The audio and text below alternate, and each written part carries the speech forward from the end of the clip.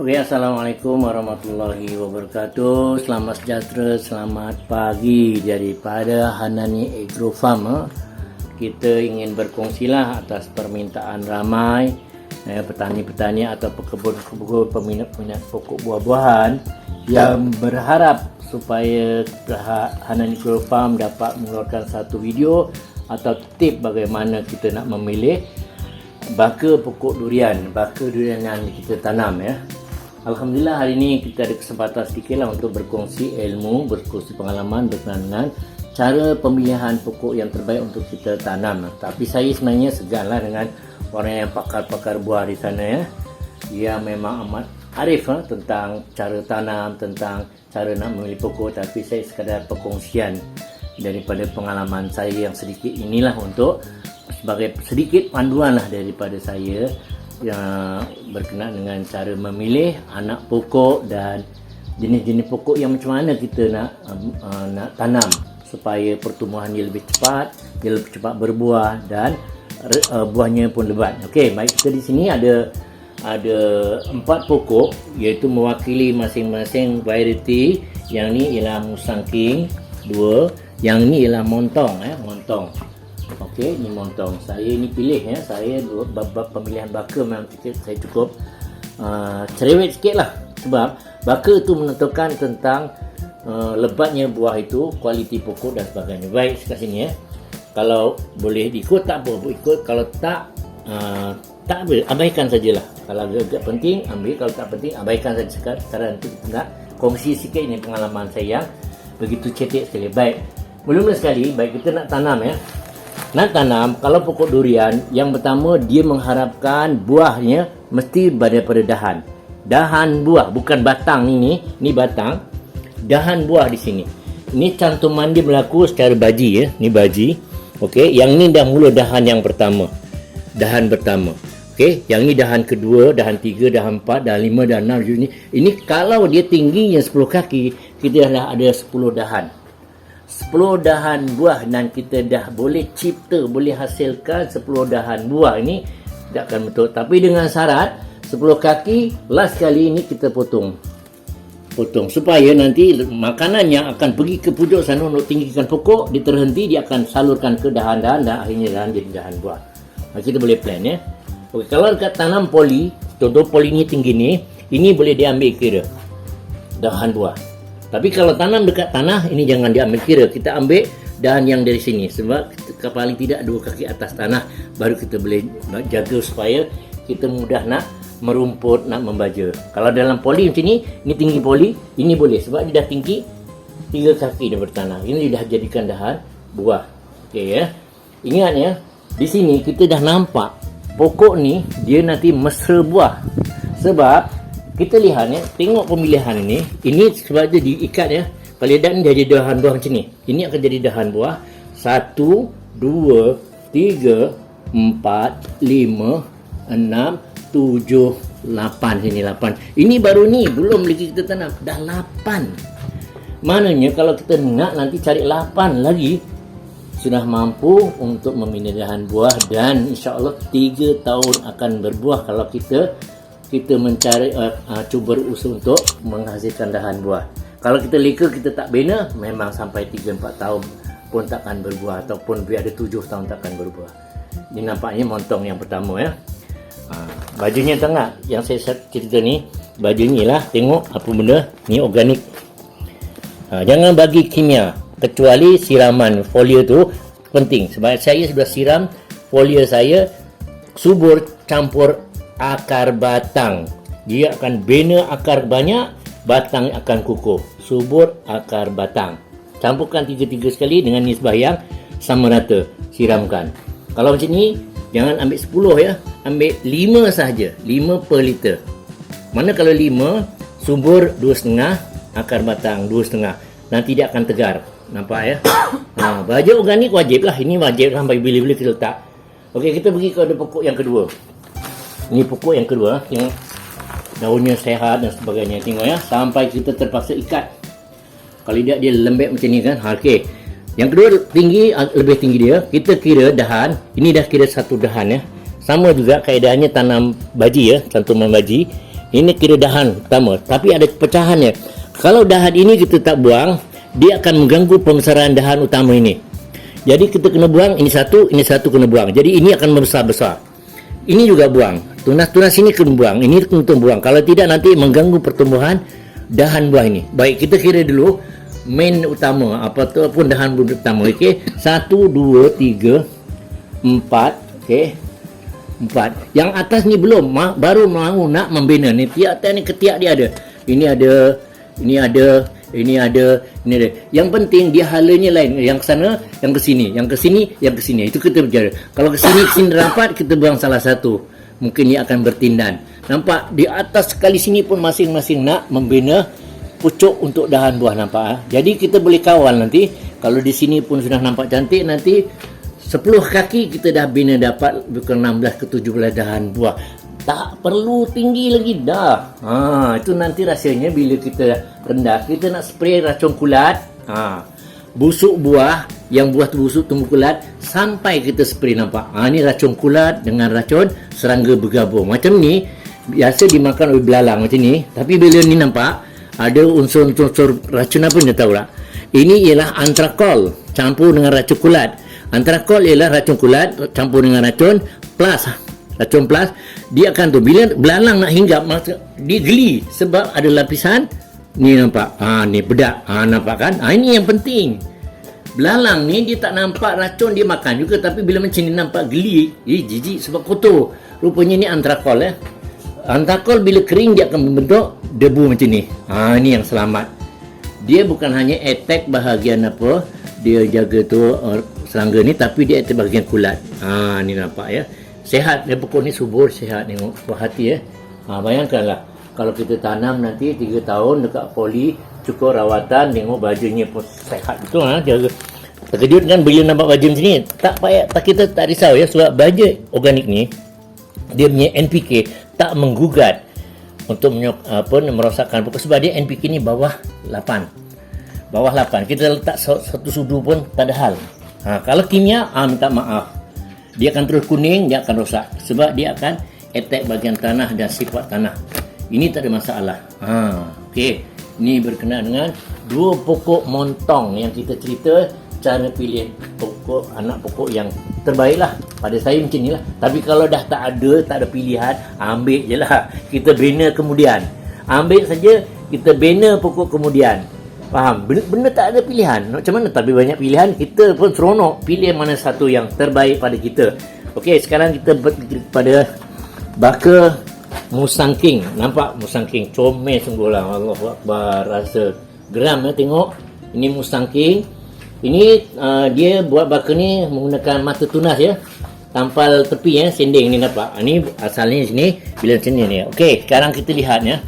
Jenis macam ni yang kita seronok ya. Tak perlu tinggi-tinggi Musang King, 15 kaki sudah cukup. Nampak? Ini akan menjadi dahan utama ya. Bila sini nak keluar, ini nampak tak? Ini yang bukan lama, ni masih hidup. Ni ya. Kita jangan belah dia. Kita kena potong terus, buang. Ataupun kita potong sini supaya makanan dia ni dia tak akan diambil oleh sini. Ya. Kalau ni 100% makanan oleh ini, jadi ini cepat besar. Kalau ini ada, tolong potong ataupun buang mata tunahnya. Jadi yang ni akan jadi dahan batang utama. Yang ni mula jadi dahan buah. 1, 2, 3, 4, 5. Nanti ini 6, 7, 8, 9. Kira agak-agak 12 kaki kita potong. Itu dia Musang King. Tak lebih daripada 15 kaki. Jangan terkejut ya. Sebab selama ni orang jarang yang memberi fokus atau berfikir tentang pertumbuhan pokok.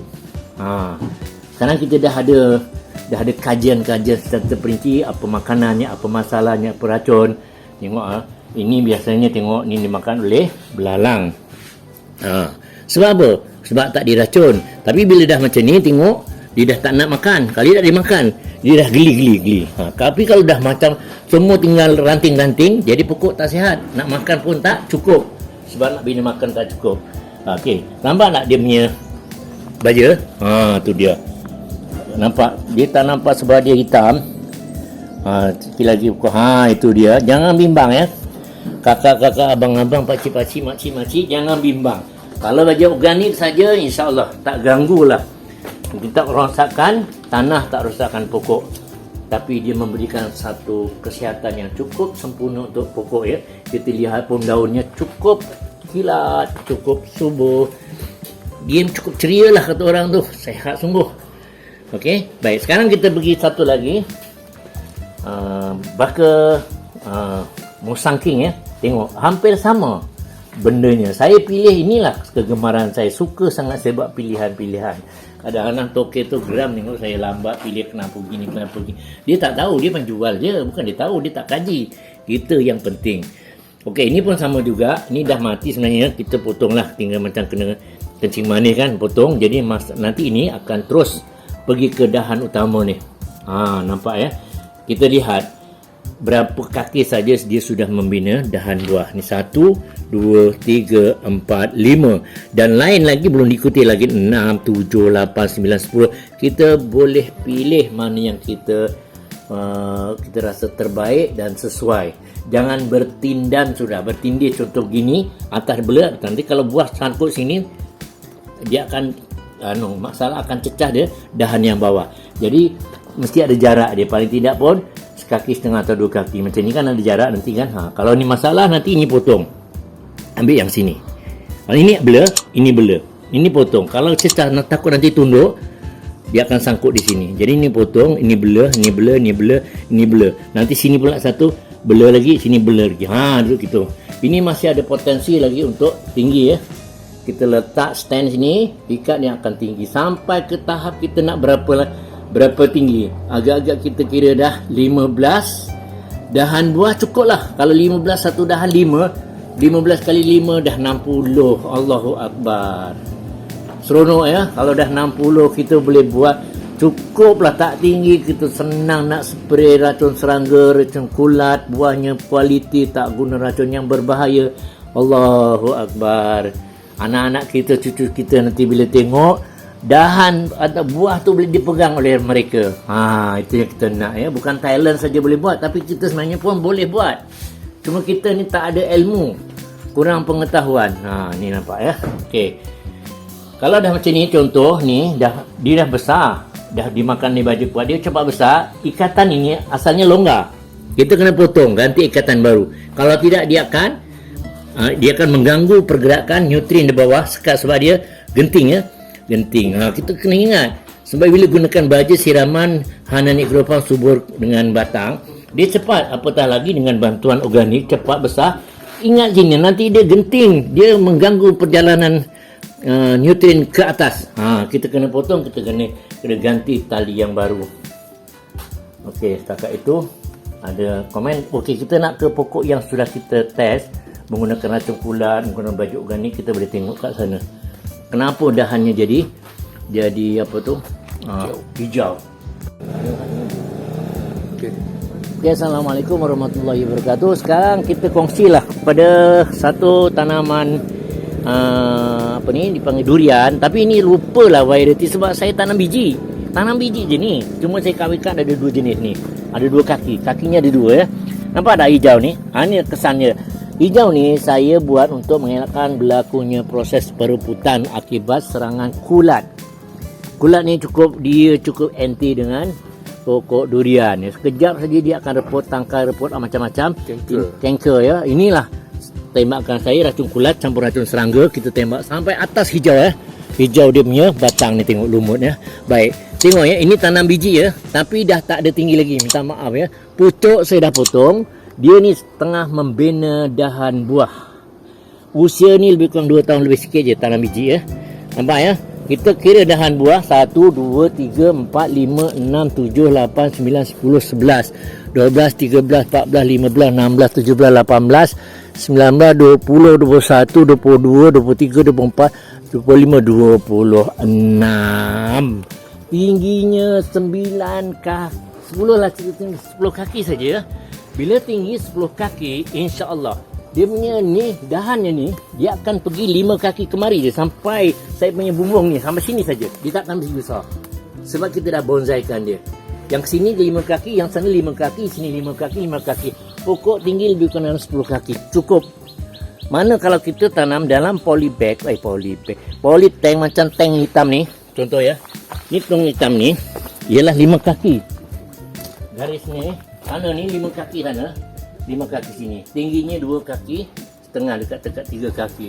Mampu kalau kita tanam pokok durian sebesar ini saja.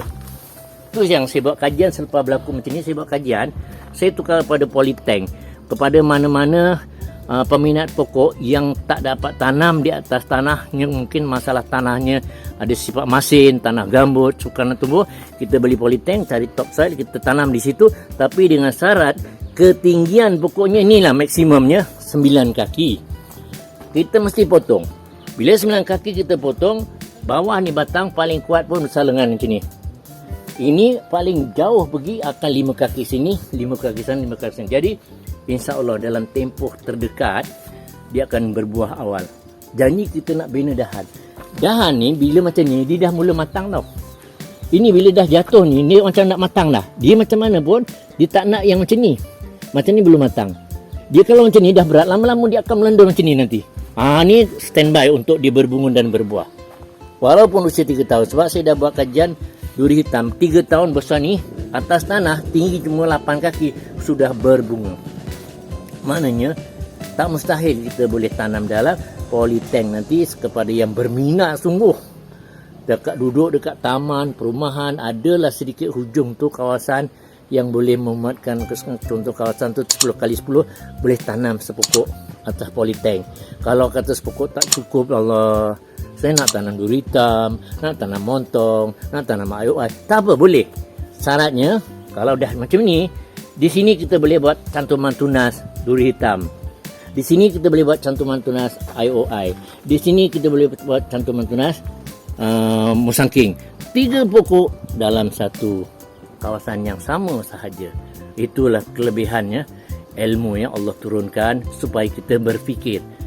Satu pokok tapi ada montong, ada duri hitam, ada IOI ke ataupun musangking. Pelik. Bila kita tengok, ya Allah, subhanallah. Inilah ilmu Allah, kita kongsi bersama. Dan ini saya buat kajian, terus terang kawasan ni kawasan yang tak sesuai pokok durian. Sebelah parit sana masin, kangkung dah lencun dah dimakan di air masin. Tapi saya tetap juga teruskan kajian, mudah-mudahan Allah dapat bantu saya menghasilkan satu pokok durian yang sehat dan berbuah untuk ilmu orang lain, untuk saya kongsikan ilmu saya pada orang lain. Dan di sini lihat dekat bawah tanah tu, ini 100%, tak payah 100%, kata 90% ni ialah organik. Okey. Cuma saya rangsang organik itu dengan bahan baja folia saya, iaitu subur dan akar batang. Saya siram. Jadi organik pun jalan 90%, diikuti oleh baju subur akar batang. Nampak dia punya daun? Alhamdulillah. Mudah-mudahan daunnya cukup cantik sana, hijau kilat tua ni macam ni. Dahan pun macam nak kalau keluar buah sebiji pun tak hairan lah. Tak mustahil. Mangga sebelah ni H2R2. Ni R2D2 ni tak Australia. Dia pun ikut sekali makan. Dia punya nutrien. Jadi sehat. Sebelah sana dah buahnya dah tunduk ke bawah dah. Tengok. Tak berhenti putih pun. Tengok. Sebab dia tanah tempat dia. Sebab kita nak durian juga. Saya kacau dia lah. Mungkin dia marah. Jadi sekarang kau okey tak apa. Aku makan juga kau punya nutrien durian. Jadi dia gemuk. Tengok. Keterendah tapi gemuk. Batang ni besar peha lagi. 2 kali ganda peha. Ni ya. Ni lah perkongsian ilmu lah. Mudah-mudahan ilmu saya ini berguna, bermanfaat pada semua masyarakat, orang berminat, siapa-siapa sajalah. Saya nak kongsikan ilmu saya, mudah-mudahan berguna ya. Kita jangan harap lagi kita nak beli kat kedai banyak-banyak. Cuba kita tanam sendirilah. Tak faham tanya, tak faham tanya. Carilah ilmu seberapa yang mampu boleh untuk kita buat kajian macam ni. Ini bumi Allah. Semua milik Allah. Saya tak ada apa benda, cuma saya buat usaha, tawakal. Itu saja. Ini milik Allah semua. Mudah-mudahan Allah redha. Allah jagalah pokok ni baik-baik supaya dapat berhasil dan dimakan oleh siapa saja yang rasa teringin nak makan nanti. Okey, itu sajalah perkongsian setakat ini hari ini ya. Jumpa lagi insya-Allah. Terima kasih. Assalamualaikum.